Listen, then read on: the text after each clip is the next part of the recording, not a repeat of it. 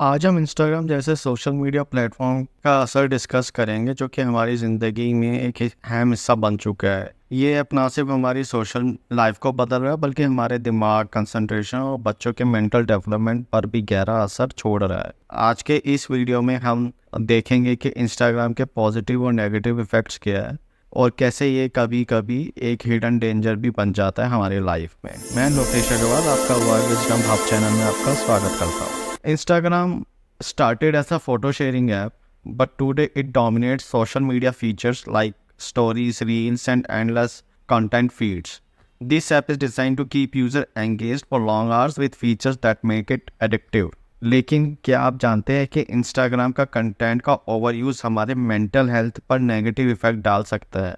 हर रोज़ जो हम इंस्टाग्राम पर घंटों टाइम बिताते हैं, इससे हमारे दिमाग की वर्किंग एफिशिएंसी और कंसंट्रेशन ड्रास्टिकली रिड्यूस हो जाते हैं। बच्चे जो अभी मेंटल और इमोशनल डेवलपमेंट के फेज में हैं, उनके लिए ये प्लेटफॉर्म एक बड़ा चैलेंज बनता जा रहा है। Early exposure to Instagram can lead to this serious problem in concentration and focus. बच्चे अब इजीली डिस्ट्रैक्ट हो जाते हैं, स्टडीज में फोकस नहीं कर पाते हैं और उन्हें किसी भी काम पर ज़्यादा देर तक ध्यान वो नहीं लगा पाते हैं। ध्यान लगाना मुश्किल हो पाता है। इवन वो स्टडी भी करते हैं तो कंटिन्यूसली कर नहीं पाते हैं। टिकटॉक और इंस्टाग्राम का auto scrolling feature, specially TikTok में जो ऑटो स्क्रॉलिंग फीचर था वो तो और भी काफ़ी खतरनाक है, जिससे एडिक्शन लेवल ही अलग था। जब एक वीडियो ख़त्म होता है तो दूसरा वीडियो अपने आप स्टार्ट हो जाता है। इससे लगातार कंटेंट देखते रहने की एक हैबिट बन जाती है जो हमारे दिमाग के रिवार्ड सिस्टम को ओवर स्टिमुलेट करती है। This auto scrolling behaviour triggers a dopamine release in our brain, which is the feel good hormone. Each time a user watches a new video, this dopamine surge creates a sense of satisfaction, leading to continuous scrolling without realizing how much time has passed, right?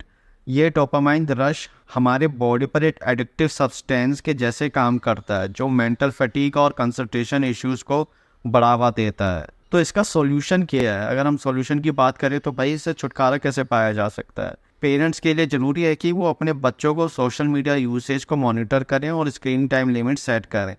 बच्चों को outdoor activities में हमें engage करना चाहिए और creative hobbies में ध्यान देना उन्हें सोशल मीडिया एडिक्शन से उनको दूर रख सकता है। अगर हो सके तो अपने बच्चों को किसी स्पोर्ट्स एकेडमी में उनको ज्वाइन करवाएं, चाहे वो क्रिकेट हो, चाहे बास्केटबॉल, जिमनास्टिक, लॉन टेनिस, कुछ भी हो। बच्चा अगर 1-2 घंटा भी अगर फिजिकल एक्टिविटी करता है तो उसका कंसंट्रेशन लेवल बढ़ेगा, फिजिकल और मेंटल दोनों में ग्रोथ होने में काफ़ी मदद मिलेगी बच्चों को। आजकल हम पेरेंट्स लोग क्या करते हैं, छोटे छोटे जब बच्चे होते हैं अगर वो खाना खा रहे होते हैं तो उनको हाथों में हम मोबाइल दे देते हैं।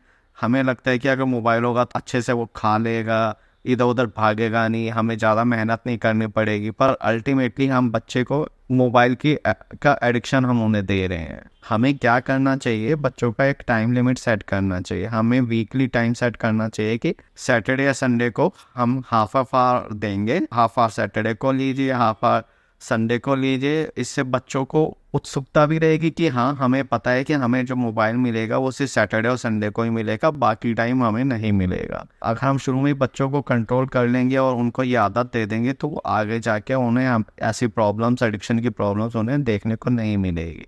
शुरू में हो सकता है कि बच्चे रेसिस्ट करें कि नहीं, वो रोए कि नहीं नहीं नहीं हमें मोबाइल चाहिए, हमें गेम खेलनी है या हमें कुछ और काम करना है। पर लेकिन अगर पेरेंट्स अगर इस चीज़ पे रहें, नहीं आपको सैटरडे संडे ही मिलेगा, थोड़े दिनों तक आपको रेसिस्ट देखने को मिलेगा, पर धीरे धीरे धीरे धीरे करके बच्चों को भी आदत पड़ जाएगी, हैबिट पड़ जाएगी और उन्हें भी पता चल जाएगा कि हाँ, हमें सिर्फ सैटरडे संडे को ही फ़ोन मिलेगा। फॉर इवन एडल्ट्स भी हम भी देख रहे हैं कि थोड़ा सा भी टाइम पास होता है, हम स्क्रॉल करने लगते हैं, चाहे इंस्टाग्राम हो, चाहे कुछ और भी सोशल मीडिया ऐप हो। काफ़ी ज़्यादा एडिक्टिव हो जाते हैं हम इन पर्टिकुलर ऐप्स के लिए। अगर हम बात करें for adults, practising digital detox by limiting screen time and using these apps mindfully can help mitigate their negative effects. हम देखें कि हम कितना स्क्रीन टाइम हमारा, आई थिंक आजकल के कम से कम 5 से 7 घंटे हम आजकल स्क्रीन टाइम हो रहा है हमारा। सोशल मीडिया को हमारी ज़िंदगी का एक स्मॉल पार्ट रहने देना चाहिए, ना कि पूरा दिन हम इसके चक्कर में गुजारते रहें। अपनी मेंटल हेल्थ और कंसंट्रेशन को प्रोटेक्ट हमें करना चाहिए। ये एक बहुत ही ज़रूरी अगर कंसंट्रेशन लेवल नहीं होगा तो हम किसी भी चीज़ में कॉन्टीन्यूसली काम नहीं कर पाएंगे, चाहे वो हमारा पर्सनल काम हो चाहे वो ऑफिशियल वर्क हो। इसमें मैं एक पॉइंट और ऐड करना चाहूँगा कि अगर हम इंस्टाग्राम या किसी और चीज़ पे अगर हम देखें तो उसमें आप लोगों ने देखा होगा कि अगर कोई भी सॉफ्ट पॉर्न के बारे में मैं इधर डिस्कस करना चाहूँगा इंस्टाग्राम और ऐसी पर्टिकुलर ऐप्स के ऊपर, अगर कोई भी ऐसी जिसमें सेमी न्यूडिटी चीज़ें आती हैं, अगर हम एक बारी वो चीज़ को देखने लगते हैं तो बार बार जो फीड्स हैं हमारे मोबाइल में वो आने लगती हैं वैसी की वैसी ही। तो इससे बचने का उपाय यही है कि अगर आप अपना टाइम अगर आप इन सोशल मीडिया ऐप्स में अगर आप लगा भी रहे हैं तो ऐसी चीज़ें हमें देखनी चाहिए जो हमारे माइंड को पॉजिटिव वे में कहीं पॉजिटिव डायरेक्शन में कहीं लेके जाए, ना कि ऐसी नेगेटिव डायरेक्शन में जहाँ पर हम ऐसे गलत चीज़ों संगति में पड़े और गलत गलत ये रील्स फीड्स हमारे फीड्स आती रहे। तो अगर हम अपने आप को टाइम लिमिट स्क्रीन टाइम अगर हम कंट्रोल करते हैं तो ऑब्वियस सी बात है, इससे हम अपने कंसंट्रेशन लेवल और अच्छे पर्टिकुलर टाइम में हम स्पेंड कर सकते हैं। हमें बुक्स पढ़नी चाहिए या किसी और नई नई स्किल्स हमें सीखने चाहिए। अगर आपको फिज़िकल एक्टिविटी पसंद है तो हमें कोई एकेडमी ज्वाइन करनी चाहिए, कहीं ग्राउंड पे हमें लॉन्ग वॉक पे जाना चाहिए। अगर हम ऐसी चीज़ें करते हैं तो हो सकता है कि हम अपने स्क्रीन टाइम को कम कर पाएँ और ऐसी चीज़ों से हम तभी दूर हो पाएंगे। अगर आपको ये वीडियो हेल्पफुल लगा हो तो कृपया लाइक शेयर और सब्सक्राइब कीजिए और अपने दोस्तों के साथ शेयर कीजिए। मिलते हैं अगले वीडियो में और एक नए इंफॉर्मेटिव टॉपिक के साथ। Thank you, thanks for watching, bye.